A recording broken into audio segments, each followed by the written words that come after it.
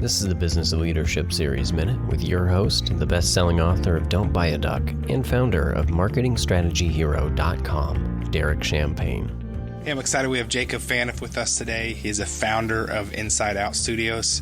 Jacob, thanks for being with us. Man, I've been a fan of the show for a long time. I appreciate you having me on. Hey, you helped us set up the studio too, so thank you for that. Appreciate you, man. Hey, no problem, man. Hey, you tell us about your business, and I think you just celebrated 10 years, right?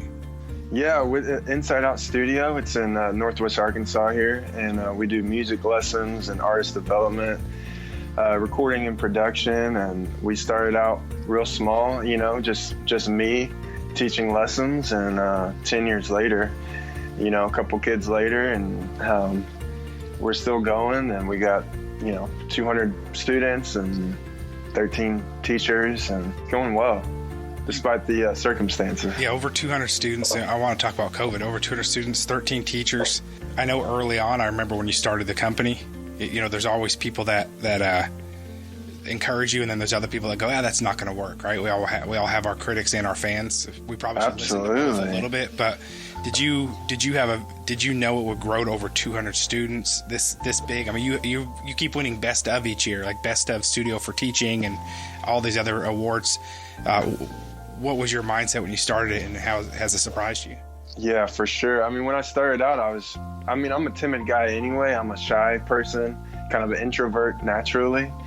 And so I thought, oh boy, I'm going to make a brick and mortar place teaching music. I was 25 at the time.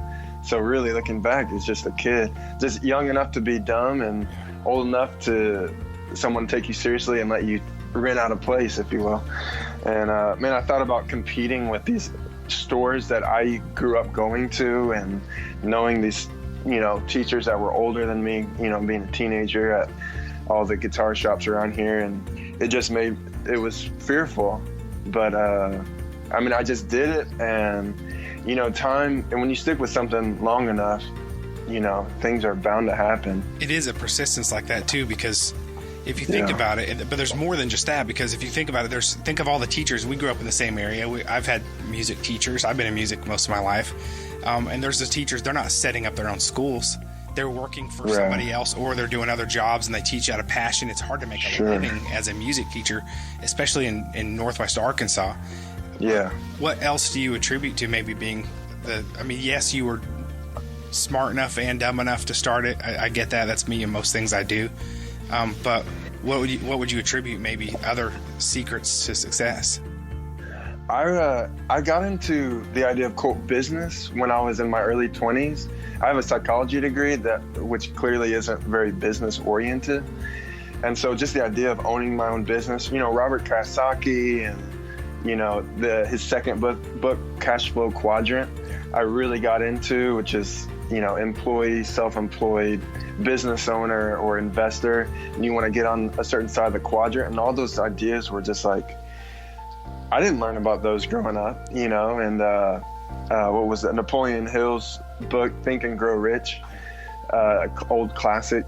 I definitely give a lot of credit to those early books, just kind of changing my mindset. Like, I can, if I have a skill set and I stick to it and I deliver, I can do my own thing.